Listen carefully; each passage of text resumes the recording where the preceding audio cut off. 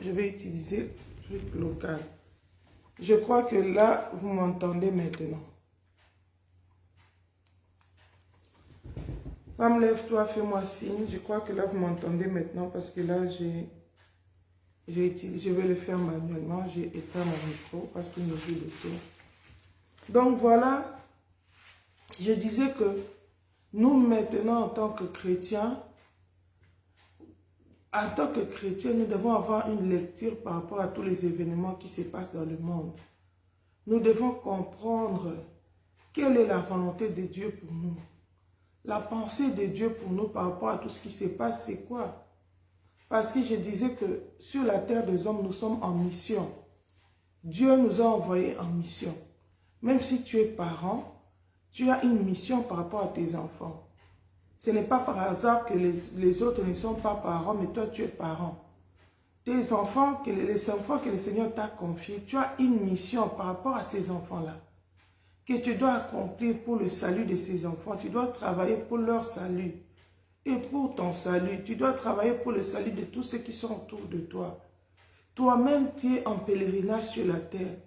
La Bible dit que la vie que nous l'avons reçue en crédit auprès du Seigneur. Nous rendons compte de la manière dont nous avons géré la vie. Ce n'est pas pour rien, les autres sont partis avortants. Mais toi, le Seigneur a laissé que tu puisses vivre. Tu as un but, tu n'es pas par hasard. Et si tu ne comprends pas le but pour lequel le Seigneur t'a mené sur la terre, tu vas te limiter à faire des choses qui peut-être ne te serviront pas pour ton éternité. Et ces jours-là, le Seigneur va te demander des comptes. La Bible nous montre l'exemple d'un homme qui avait ses champs. Cet homme-là, la Bible dit que cette année-là, ses champs avaient rapporté beaucoup. Et il s'est dit, alors je vais me construire des greniers. Je vais étendre, il va se construire des greniers pour garder sa sémence, pour stocker. Comme ça, il va avoir en tout cas à manger tout le reste de sa vie. Pour qu'il ne travaille plus. Nous savons que tout le monde rêve, c'est là. Donc j'ai déjà travaillé pour ma pension. Là, je vais me reposer, je vais jouir de la vie. La Bible dit que cet homme-là avait beaucoup de projets. Il avait des projets de se reposer en fin de son travail. Nous savons que la Bible dit que celui qui ne veut pas travailler, qui ne mange pas non plus. Lui, il avait travaillé dur. Son champ avait bien produit de fruits.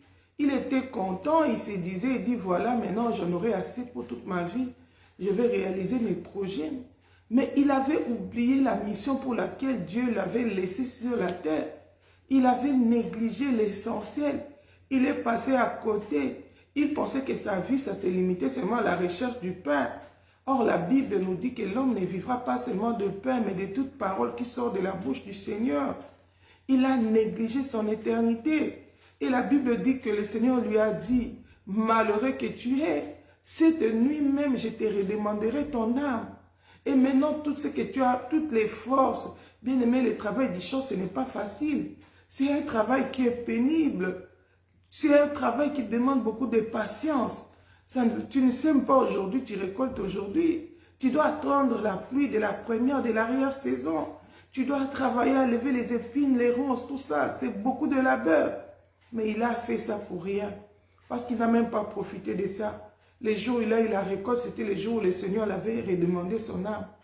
Mais quand tu vas devant ton Créateur, quand tu meurs, tu ne vas pas présenter le fruit de ta récolte.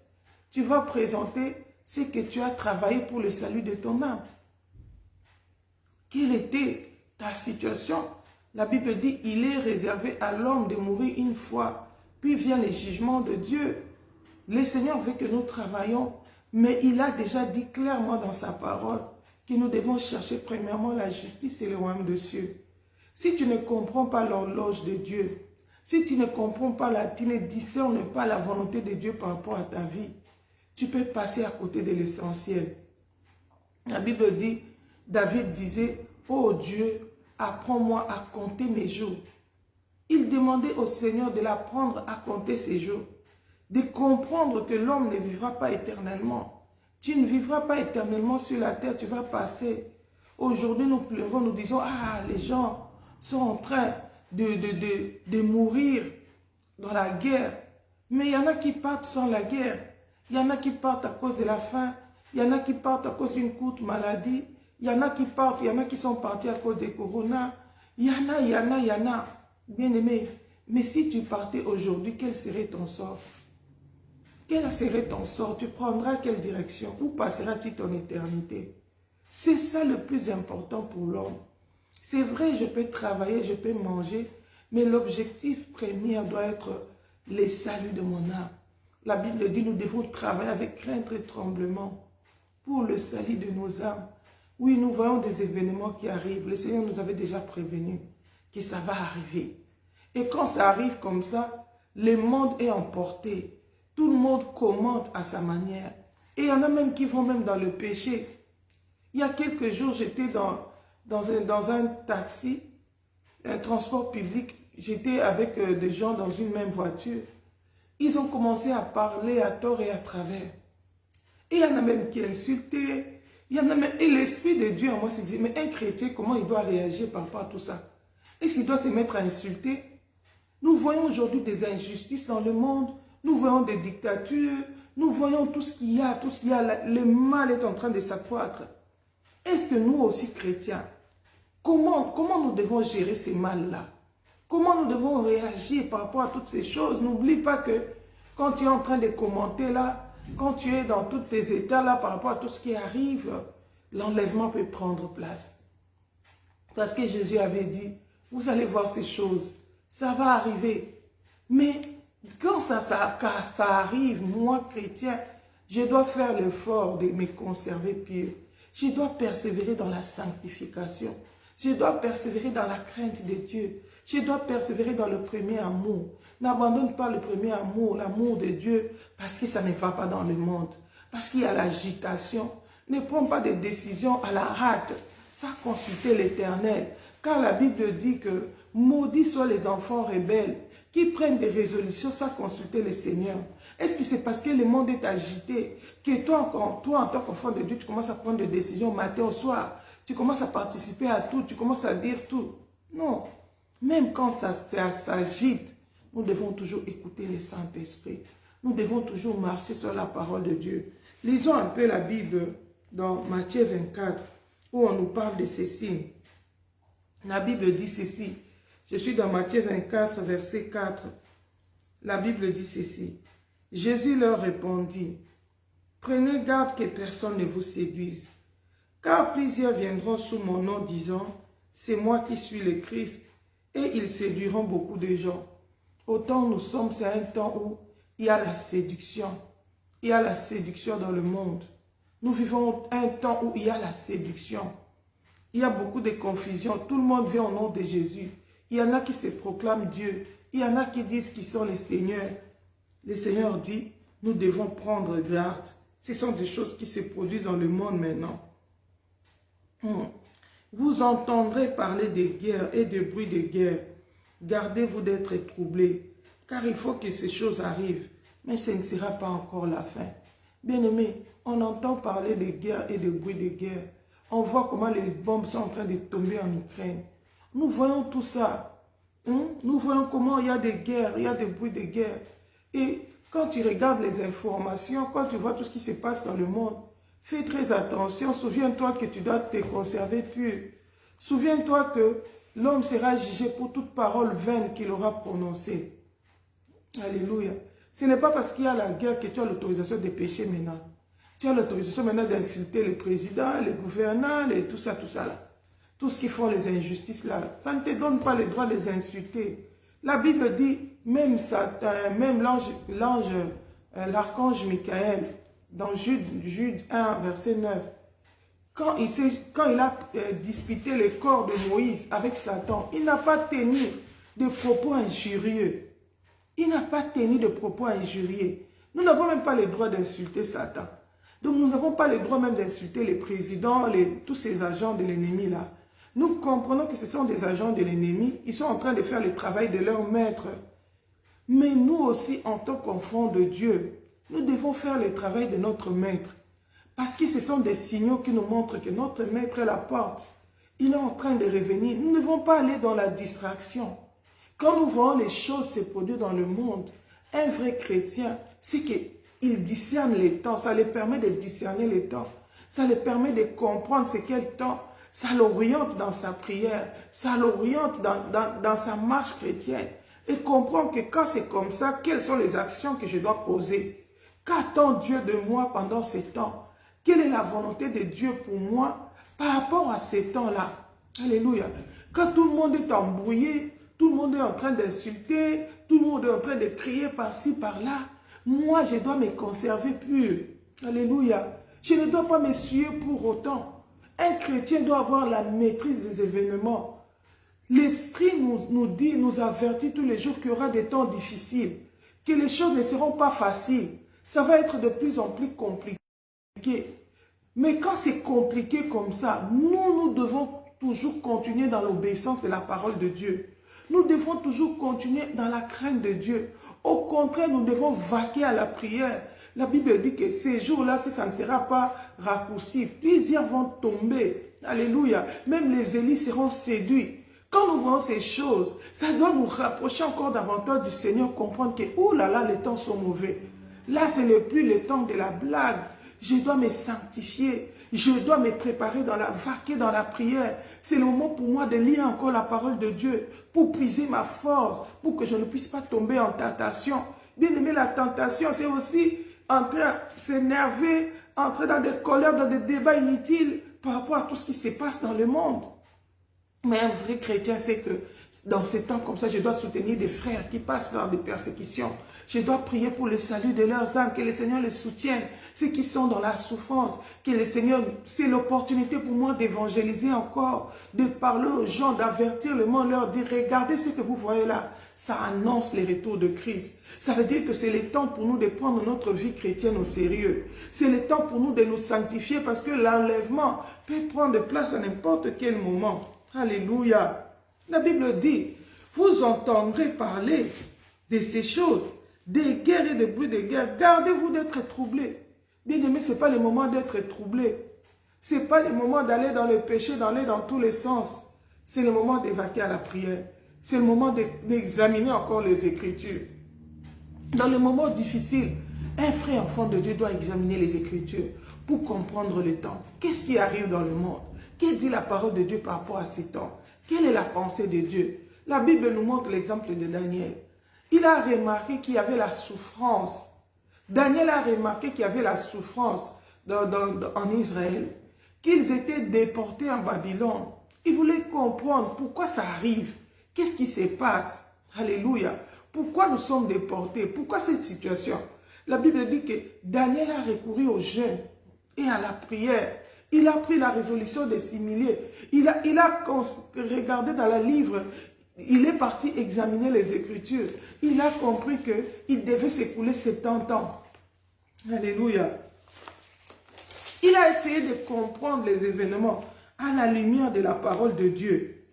Et quand il est allé lire les Écritures, il a compris. Alléluia. Il a compris. Il a recouru au jeûne et à la prière. Je vais un peu lire un peu ces versets. Ça fait un peu longtemps que j'ai vu ça. Alléluia. Je suis dans Daniel chapitre 9. Daniel chapitre 9, je commence par rapport au verset 1. La Bible dit ceci. La première année de Darius, fils d'Assyrus, de la race de Mède, lequel est devenu roi du royaume des Chaldéens. La première année de son règne, moi, Daniel, j'ai vu par les livres qu'il devait s'écouler 70 ans pour les ruines de Jérusalem. Et d'après le nombre des années dont l'Éternel avait parlé à Jérémie le prophète, j'ai tourné ma face vers le Seigneur Dieu, afin de recourir à la prière et aux supplications, en jeûnant et en prenant les sacs et la cendre. J'ai prié l'Éternel mon Dieu, et je lui fis cette confession. Seigneur Dieu, grand et redoutable, toi qui gardes ton alliance, et qui fais miséricorde à ceux qui t'aiment, et qui observent tes commandements, Pourquoi Daniel est allé à la prière? Parce que Daniel avait regardé, il avait lu la parole de Dieu. Il a essayé de comprendre ce qu'ils étaient en train de traverser dans la parole de Dieu. Et il a découvert là-bas, en lisant la parole de Dieu, qu'il devait s'écouler 70 ans, 70 ans, pour les ruines de Jérusalem. Et il commençait à prier pour que le Seigneur se souvienne de son alliance, que le Seigneur accomplisse ses promesses à l'égard de Jérusalem, qu'il puisse faire miséricorde pour ceux qui les craignent. Bien-aimé, un vrai chrétien, avec tout ce qui se passe dans le monde, c'est le moment pour nous de consulter le Seigneur, de méditer la parole de Dieu pour comprendre les temps dans lesquels nous sommes, pour comprendre quelle est la volonté de Dieu pour nous. Bien-aimé, ce n'est pas le temps de la distraction. Aujourd'hui, si tu vois un chrétien en train de gêner, c'est seulement pour demander les choses de la terre. Bien-aimé, la terre passe avec sa convoitise. Ce n'est pas le moment de gêner pour le mariage. Ce n'est pas le moment de gêner pour les choses de la terre, non. La Bible dit, les enfants de Dieu, c'est leur droit. Notre Père Céleste sait que nous en avons besoin. Il va pourvoir nos besoins. Mais il nous demande de rechercher premièrement la justice et le royaume de cieux. Bien aimé, ceux qui honorent le Seigneur les honore. Le Seigneur connaît nos besoins. La Bible dit, ceux qui s'inquiètent pour les choses de la terre, ce sont les païens. Mais un vrai enfant de Dieu, tu dois discerner les temps. Tu dois comprendre quel est le temps dans lesquels nous sommes. Et qu'attend le Seigneur pour moi? Pour que tu ne passes pas ton temps à faire n'importe quoi. La Bible dit, ceux qui voudront s'enrichir dans ces derniers temps, ils vont tomber dans des ruines soudaines. Ce n'est pas qu'être riche, c'est un péché. La Bible nous montre que Job était riche. Celui qui l'avait rendu riche, c'était Dieu.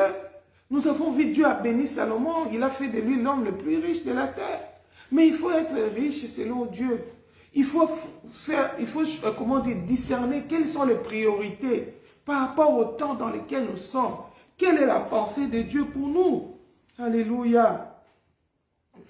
Je retourne dans mon texte de base de Matthieu 24. La Bible dit, une nation s'élèvera contre une nation et un royaume contre un royaume. Il y aura en divers lieux de famine et de tremblements de terre. Bien aimés, nous sommes en train de voir toutes ces choses. Nous voyons maintenant la Russie s'élève contre l'Ukraine. Nous voyons toutes ces choses.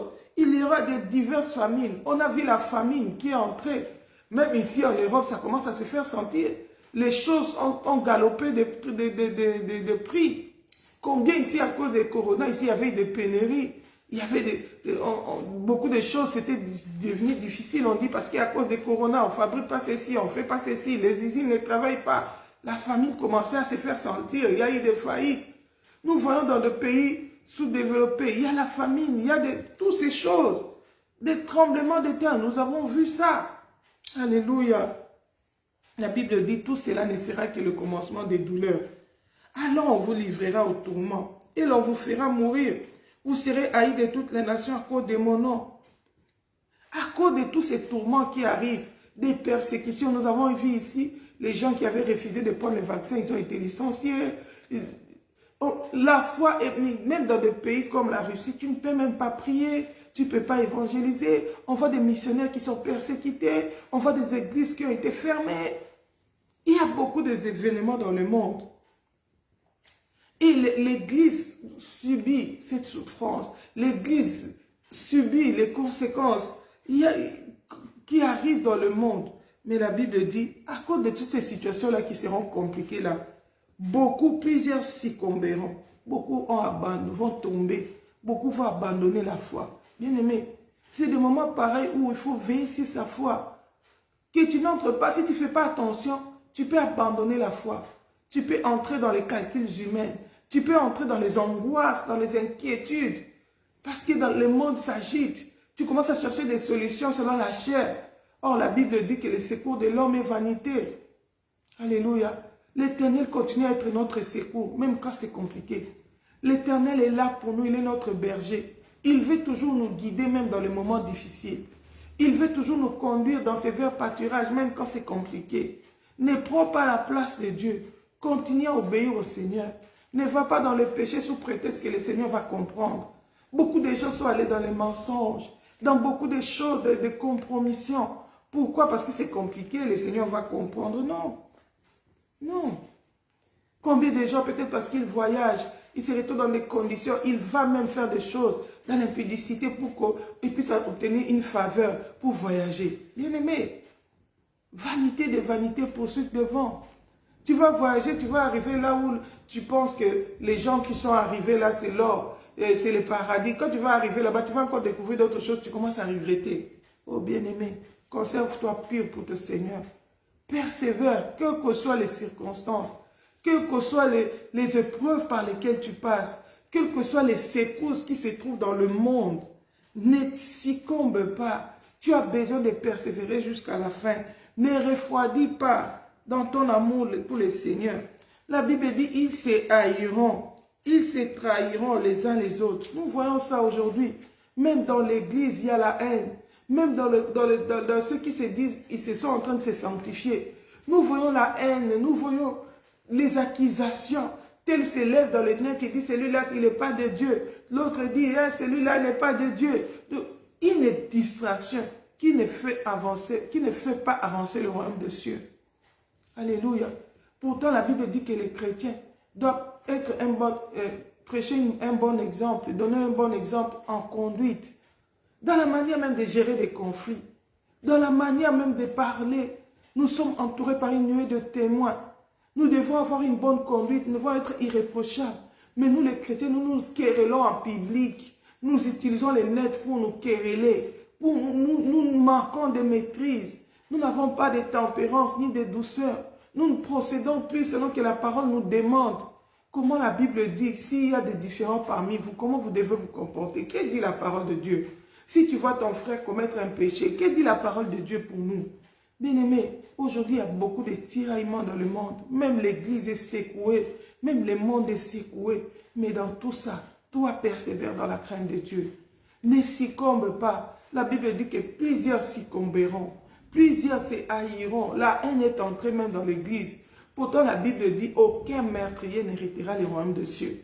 Tu sens un frère parler contre son frère, tu sens la haine, l'amertume.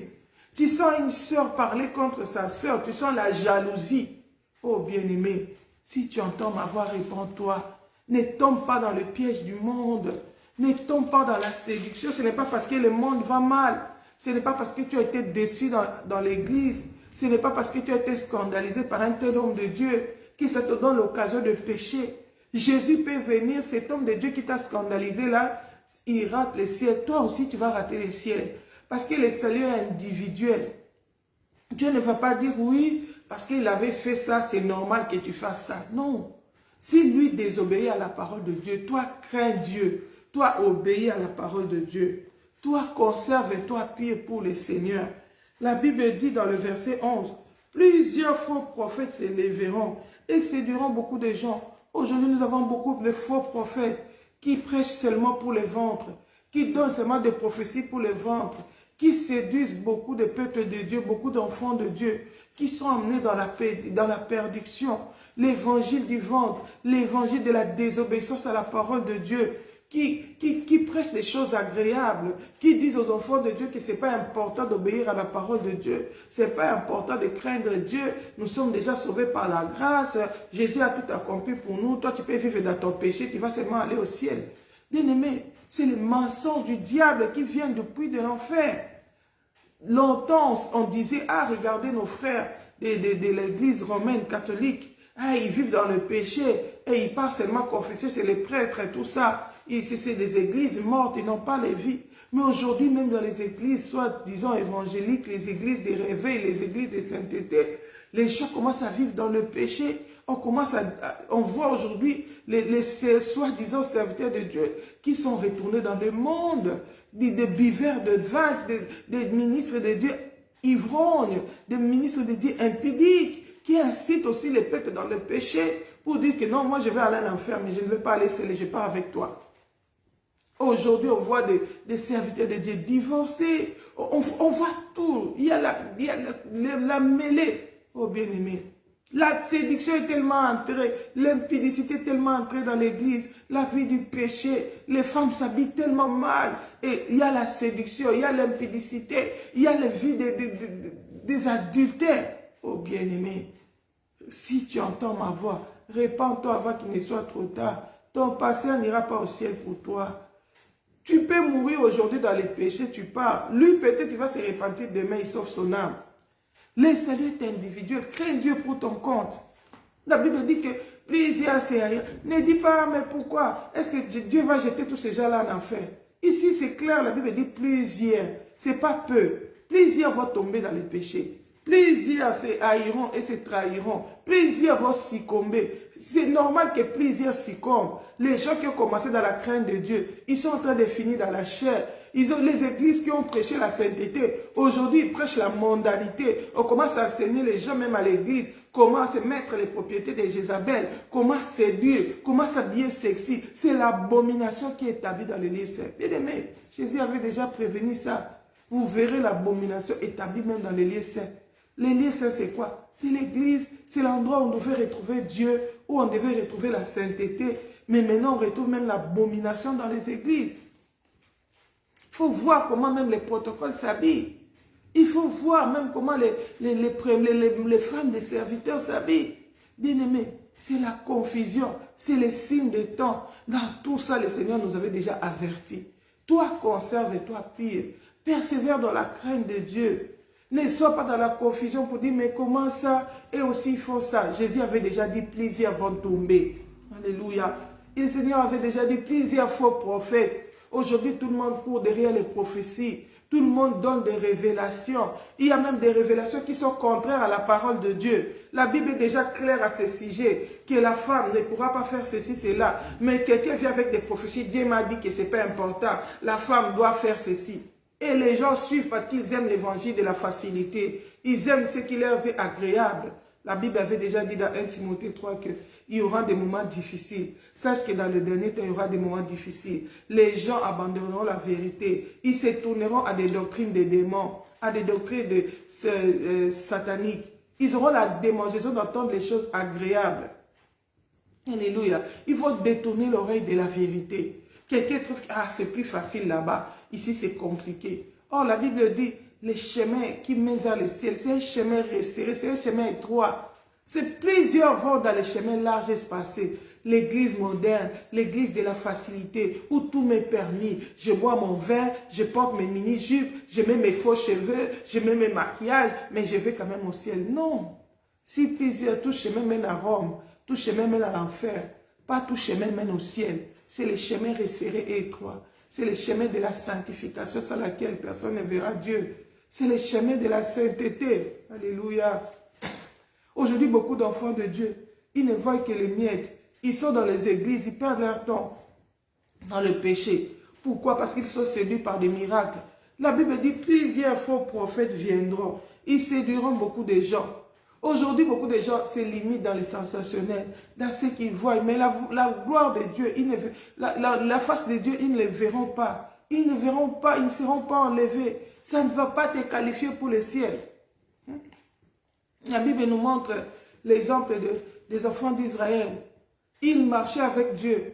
Ils étaient les enfants de Dieu, mais Dieu ne marchait pas au milieu d'eux. Malgré que Moïse était là, l'Alliance était là, Dieu a dit, si je marche au milieu de vous, je vais vous consumer. Pourquoi? Parce que vous êtes devenus un peuple désobéissant. Exode nous dit ça. Dans Exode 30. Un peu de ça. Exode 33, verset 1 à 5. Le Seigneur nous montre l'exemple des enfants d'Israël. Ils étaient là, mais Dieu ne pouvait plus marcher avec eux. Pourquoi? Il dit, si je marche au milieu de vous, je vais vous consumer. Je vais vous consumer parce que vous marchez dans la désobéissance. Exode 33, verset 1 à 5. La Bible me dit ceci. L'Éternel dit à Moïse, va, pars d'ici, toi et le peuple que tu as fait sortir du pays d'Égypte. Monte vers le pays que je jurai de donner à Abraham, à Isaac et à Jacob en disant, je le donnerai à ta postérité. J'enverrai devant toi un ange, et je chasserai les Cananéens, les Amoréens, les Essiens, les Phérésiens, les Éviens et les Jébusiens. Monte vers ce pays où coulent le lait et le miel, mais je ne monterai point au milieu de toi, de peur que je ne te consume en chemin, car tu es un peuple au cou roide. Lorsque le peuple eut entendu ces sinistres paroles, il fut dans la désolation, et personne ne mit ses ornements. Et l'Éternel dit à Moïse, dis aux enfants d'Israël, vous êtes un peuple au cou roide. Si je montais un seul instant au milieu de toi, je te consumerai. Ôte maintenant tes ornements de dessus toi, et je verrai ce que je te ferai. Les enfants d'Israël se dépouillèrent de leurs ornements en s'éloignant du mont Horeb. Bien-aimés, oh non, mais on prie, on voit les anges, Dieu nous répond, on voit les signes naturels, les miracles. Il y a d'autres choses que le Seigneur a accompli à cause de son alliance, à cause de sa parole. Mais cela ne va pas te qualifier pour le ciel, bien-aimé. Le ciel, il faut la sanctification, sans laquelle personne ne verra Dieu. Ils étaient peuple de Dieu à cause de l'alliance que Dieu avait faite avec Abraham. Il avait promis à Abraham le pays que j'avais juré de donner à Abraham, à Isaac et à Jacob, en disant je les donnerai à ta postérité. Oh, le fils de l'alliance ne périt jamais dans les péchés. Tu vas aller en enfer, bien-aimé. Crains Dieu. Tu peux recevoir les choses de la terre. Tu sèmes l'argent, tu reçois l'argent. Oh, moi, Dieu me bénit, oui.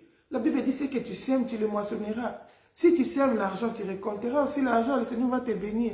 Mais le ciel, ce ne sera pas pour toi.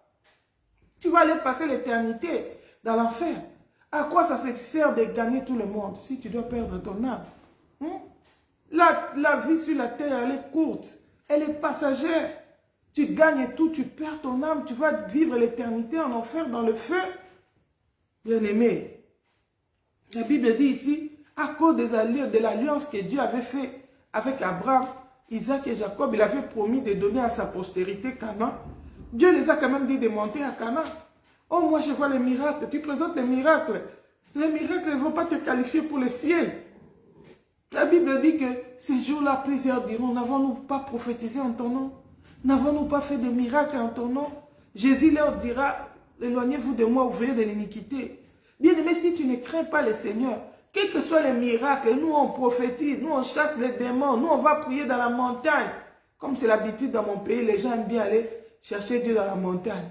Or, la Bible déjà est claire, le Seigneur avait dit, ça ne sera plus sur la montagne, mais c'est là où les véritables adorateurs adoreront le Père en esprit en vérité.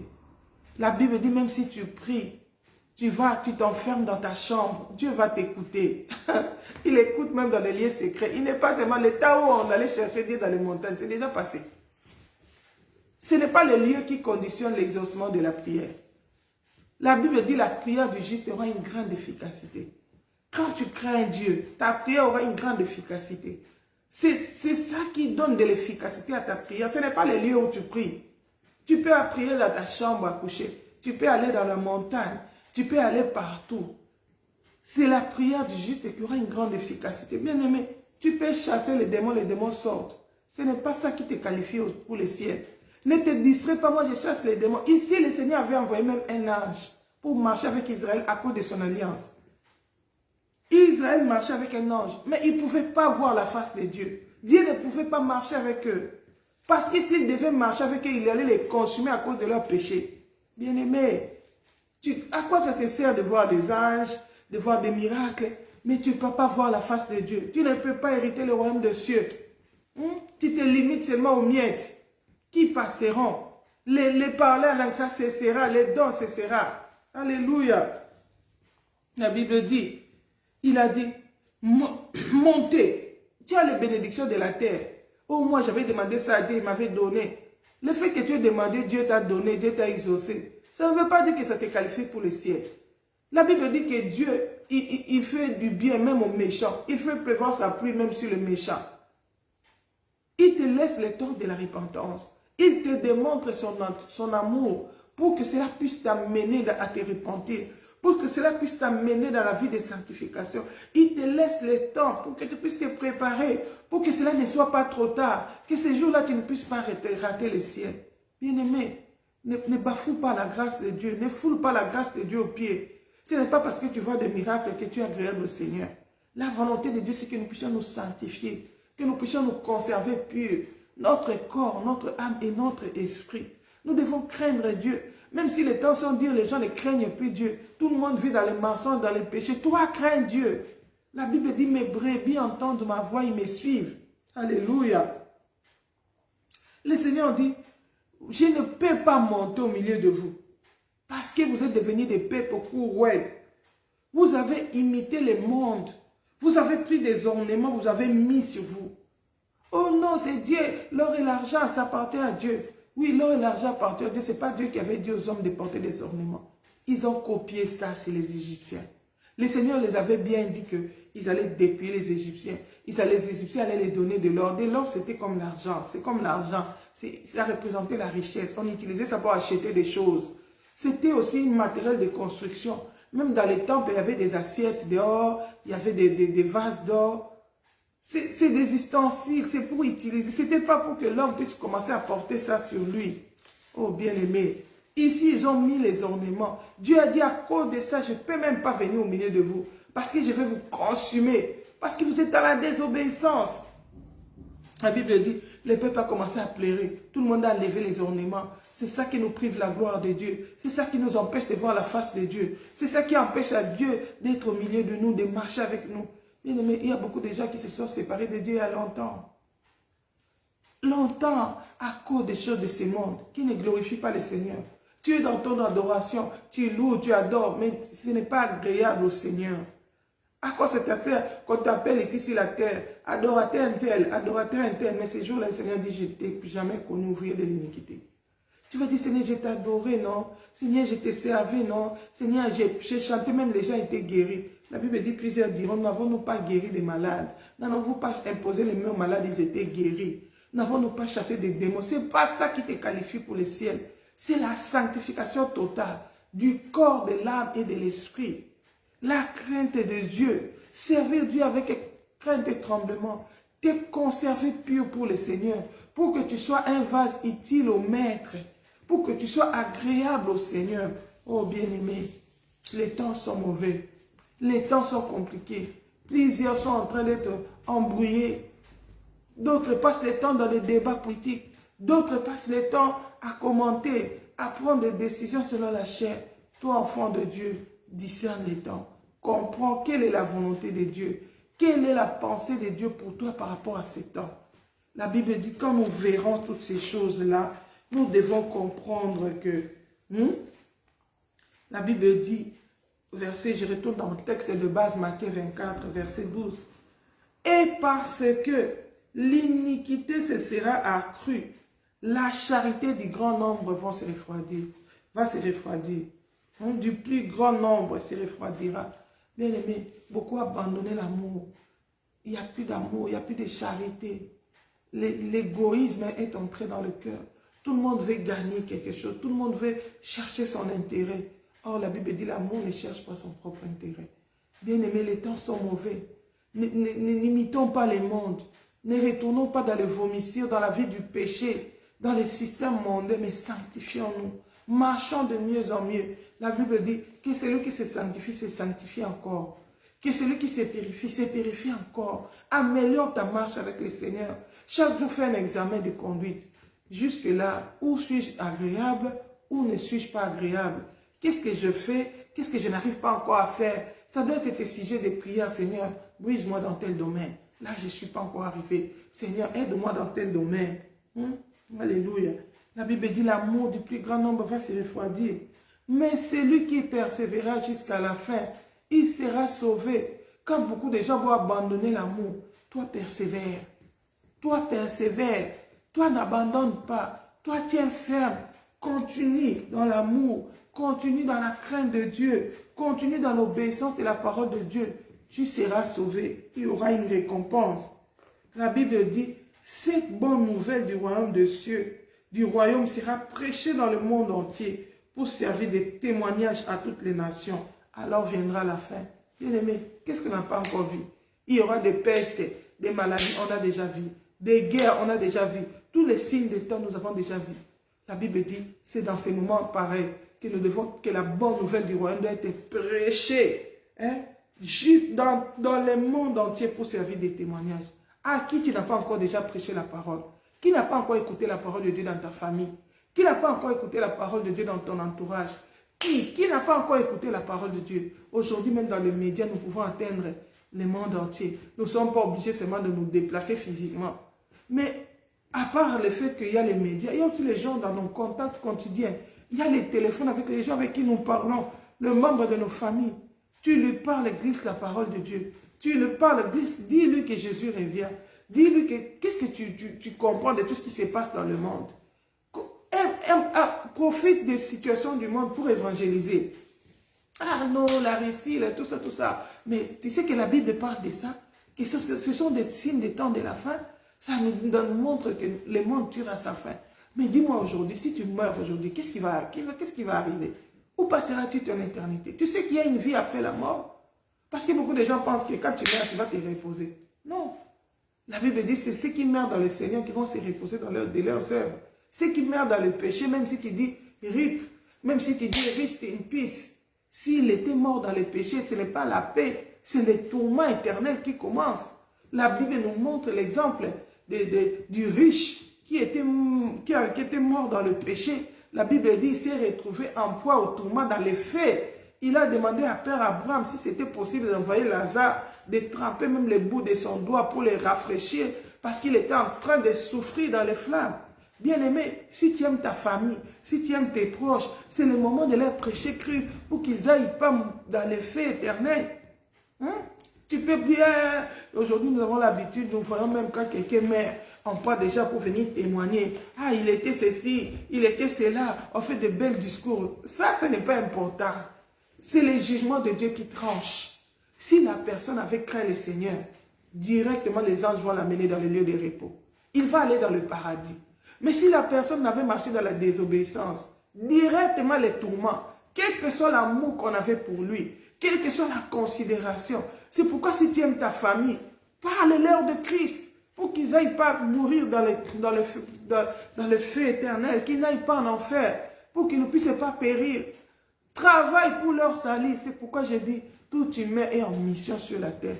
Nous sommes en mission sur la terre. Nous devons travailler pour le salut des âmes. Si tu aimes quelqu'un, donne-lui Christ. Présente-lui Christ. Présente-lui la vraie parole.